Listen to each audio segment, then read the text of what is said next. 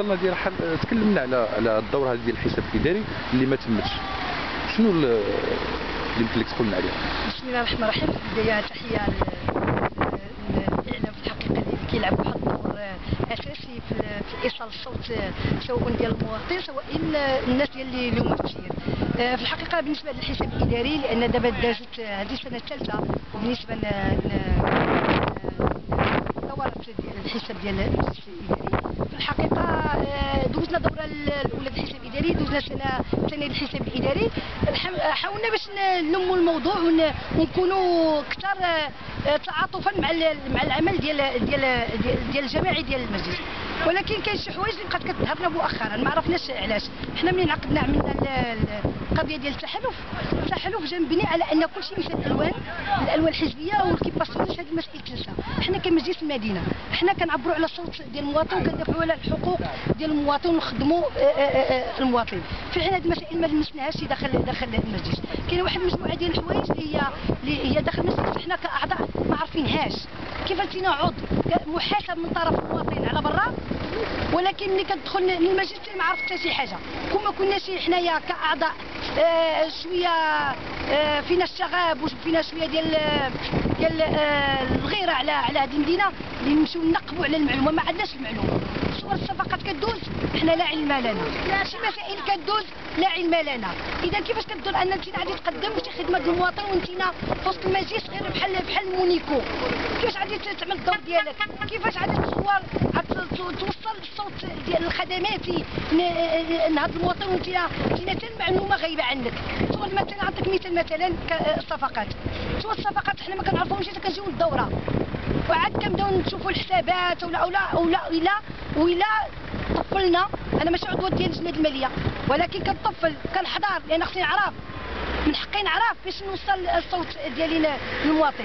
في اللجنه الماليه عاد كنبقى نسمع الصفقات، عاد كنسمع هذا المرشد داز بدون هذا وعلاش داز من هذا، عاد كنسمعوا شي حوايج اللي حنا بحال عندنا الصفقات دوز واحد جلسه عموميه. المجتمع المدني يكون حاضر، المواطن يكون حاضر، الطبقه المثقفه تكون حاضره، اعلان عمومي يعملوا اعلان. هذيك الصبوره ديال الاشهارات اللي صالحه اللي ما تمشيش فيها اعلان عمومي ديال الصفقات، هذه هي الناس هذه السبب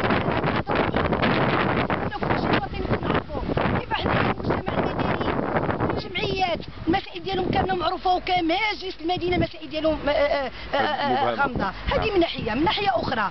وقضيه ديال اللجان بالنسبه للميثاق الجماعي كتلعب واحد الدور اساسي واستراتيجي داخل المجلس كقوه اقتراحيه، وهذيك المقاربه التشاركيه من خلال دور اللجان راه كنلعبوا التشاركيه والمقاربه ما بين المكتب واللجان اللي كاينه، وياخذوا المكتب ياخذ المقترحات ديال اللجان وثاني يولي يعمل واحد الدراسه كمكتب.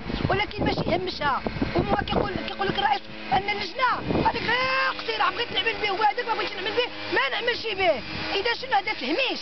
حنا كنحاربوا سياسه الدوله والسياسه العليا. دابا كاينه محاربه التهميش والمحاربه ديال الانفراديه ديال الافكار والتسيير. ما كاينش انفراديه.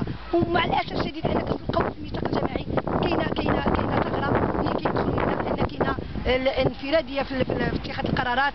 كاينه واحد الفصل اللي كينص على انه ممكن ان الرئيس عنده الصلاحيه انه ياخذ القرار كذا كذا كذا. حنا في الحقيقه هذه ثغره بالنسبه للميثاق الجماعي. نعم. كيفاش انتينا كان كيخص الرئيس كان يفتخر بالفريق المدني يفتخر بهم لان كاينه كفاءات، كاينه كثيره، كاين مهندسين، كاين ناس ديال المجتمع المدني، كاين الناس في التعليم. كيخصو يفتخر بهذا الفريق. راه ما كاينش هذه الفرصه اللي كاينه دابا في المجلس ما كنظنش غادي تكرر، ما كنظنش غادي تكرر مره اخرى.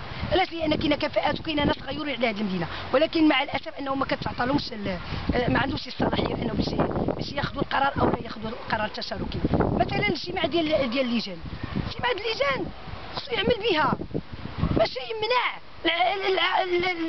باش يتعقد الاجتماع ديال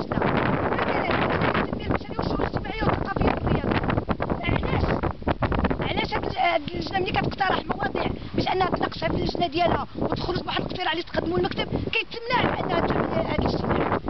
مثال ديال الاسواق النموذجيه باش نحاربوا الباعه المتجولين. حنا غنحاربوا ماشي غنحاربوهم نجيو نجريو عليهم ونحيدوهم، لا، بالبحث عن حل حقيقي.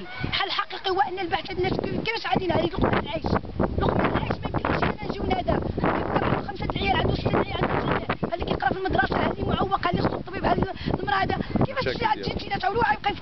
مكان عمومي. ما كيفكرش هو بالتفكير هذا، هو كيفكر ان لقمه العيش يدخلها لوليداته. اذا حنا خصنا نمشيو مع هذا التفكير هذا، نمشي مع التفكير الاجتماعي، ما بقاش دابا التفكير منفرد عن ما هو اجتماعي، لان المشاكل اللي كنعانيو هي المشاكل الاجتماعيه هذا، ما هو اقتصادي وما هو سياسي وما هو ثقافي كيجي بناء على ما هو اجتماعي. خصنا نفكروا ما هو اجتماعي، الا حلينا ما هو اجتماعي غتحلات المسائل الاقتصاديه والثقافيه. هذه هي الاولى، لان اللي كيعاني ما يمكنش يفكر انه يتثقف، ملي كيفكر انه كيعاني ما يفكرش انه يتعلم. اذا خصنا نفكروا فيما هو اجتماعي. قلبت اللجنه فكرت على انها تعمل فكره ديال الاسواق النموذجيه ونجلس مع هاد الناس هادو، لان في اطار المقاربه التشاركيه باش نقلبوا الحلول مجموعين هما يقترحوا، وجبرنا واحد هاد الطبقه هذه في الحقيقه يعني واحد نسبه الوعي واحد الشيء ما تصورش، ولاو هما كيفكروا بلاصتنا، هما حطوا راسهم في الاماكن ديالهم بقاو كيفكروا كيفاش هي حتى حنايا معترفين باننا عاملين خرق قانوني باحتلال الملك العام. حنا عارفين هذه معترفين فيها وعرفناها، ولكن شنو هو الحل قدام لقمه العيش؟ شنو حنا مستعدين؟ قال لك اسيدي عملوا لنا حتى الاسواق في الباطو في وسط البحر، في الباطل كيقلبوا على البديل، ما كاينش البديل. الرئيس ما كيمشيش معنا، منعني انني نعمل هذا الاجتماع. علاش؟ ما عرفتش علاش. واش حنا دابا في المزايدات السياسيه؟ ماشي المزايدات السياسيه، حنا في المسجد، حنا ماشي كنشوفوا المواطن اشنو خصو. خصنا نعتقوا هذه المدينه، خاصه ان المركب السياحي اكبر مركب في افريقيا السياحي، خصنا نقدوه. حنا هذاك ربح للمدينه، خصنا وخصنا نقيو المدينه ديالنا باش المشروع السياحي اللي فعلا يعطي النتائج ديالو، ويعطي النتائج ديالو ماشي غير على المستوى الاقتصادي، على المستوى الاجتماعي، على المستوى الاقتصادي والثقافي. لان المدينه ما كيكون فيها واحد المشروع اللي عاد يقدر يكون ناجح، راه كتكون النتائج ديالو. هذه ناحيه اخرى اجتماع ثاني ديال اللجنه اقترحنا اننا هذا المشكل ديال الصافي في الحقيقه شفنا ان ما كايناش اراده سياسيه باش محليه، اراده سياسيه محليه باش اننا نحلوا هذا المشكل. واش انهم تغلبوا في ان مكافحه دور الصافي بالنسبه للمدينه؟ علاش؟ حيت ما كاينش مقاربه تشاركيه، الناس ما كتش. اقترحنا حنا كلجنه اننا نجلسوا مع هاد الناس هادو، مع الجمعيات اللي كيمثلوا الاحياء ديالهم ديال دور الصافي، ونجلسوا مع ناس اللي عندهم اهتمام بهذا الموضوع باش نشوفوا مثل الموضوع ديال السكن الاجتماعي. كون ان بعض واحد المجموعه ديال الناس موظفين صغار يسلم واحد سلم جوج حتى سلم 8 بانهم ساكنين في الدور ديال الكرا، كيغلب عليهم بالنسبه للدخل ديالهم داكشي كيتغلب عليهم قضيه الكرا، هذا كينعكس عاوتاني على ما هو تطور. ما نقدرش نقري ولدي مزيان، ما نقدرش نعملوا ساعات اضافيه، ما نقدرش نقري المدرسه مزيانه. هادشي كينعكس يعني كل ما، لان ديك القسط الكبير ديال الدخل اللي كيمشي في الكرا كيجي.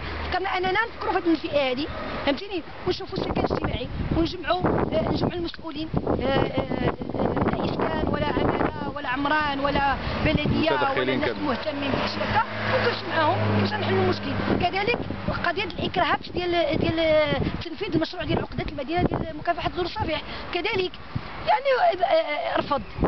فهمتي كنت كترفض هذه تبين لي انا، فهذا اذا هذا الحساب الاداري يهمني. انا ما كيهمنيش الدرهم، نتحاسب معاك على الدرهم. انا اللي كيهمني هو انني نعالج المشكل من الجذور، ماشي تنجي الحساب الاداري عاد حنايا غادي نوضوا نتكلموا على هذا مزيان. والمشكل الاكبر هو المشكل ديال المشروع اللي كاينه في الرياضي اللي كاينه في الامبيكا. الضحيه اللي مشى، هذاك مشى ضحيه ومشى شهيد في الحقيقه، ضحيه ديال واحد مجموعه الشباب اللي كتعدي تمشي تما. مشى هو اللي كلا الدقه، هو فداء ديال الشباب في الحقيقه ديال مدينه ديال اقليم العرائش، لان الناس كتجينا من الدور كتجي تخرج في المسؤوليه المباشره اللي كيتحملها. المسؤوليه المباشره انا كنحمل المسؤوليه في الحقيقه ماشي الموظفين ديال هذا، بقدر ما كنحملها المسؤوليه الرئيس. علاش الرئيس؟ لان حنا فعلا غير سياسيين ماشي تقنيين، ولكن شنو الدور ديالنا؟ ما نتهربوش من المسؤوليه، ما نتهربوش، نتحملوا مسؤوليتنا حنا كفتيات. الا كان المهندس كيخصو يعمل تتبع، خصو يعمل محط، خصو يتبعوه. حيت انا كنعمل تما ما كنعرفش، خصني نتعلم، خصني نسول. حنا ما كنعرفوش، انا دخلنا ما كنعرفوش، ولكن تعلمنا بزاف ديال الحوايج، عرفنا بزاف الحوايج. ولكن باش ان انسان عادي يلاحظ على ان البناء ديال المركب راه بناء عشوائي، يلاحظ انسان عادي اللي عنده لا اهتمام لا بالهندسه ولا بالتقني ولا هذا، كيف يعقل؟ انا ما كنلومش الموظف ديال الجامعه قدر ما كنلوم المسؤولين اللي كيسيروا. التقييم ديالك على العمل ديال المجلس البلدي، المده ديال الانتخاب ديالو لحد الساعه، يعني دابا راه تقريبا على يدوز 4 سنين، كيفاش كتشوف يعني العمل ديالو؟ واش حقق شي حاجه للمدينه ولا؟ في الحقيقه الى بالمقارنه مع المجالس السابقه وصلنا النتائج ايجابيه. اولا ترفع الصوت ديال الاعضاء ديال المجلس وديال المجلس فعلا الشعارات اللي كترفع ضد الفساد حققناها. نعم. حنا في الشعارات الانتخابيه ديالنا كامله ويمكن ديال التحالف بثلاثه كترفع الشعار انها محاربه الفساد، وفعلا هذه وحده من الفساد، اننا رافضين اننا نصوتوا على الحساب الاداري، هذه وحده من محاربه الفساد.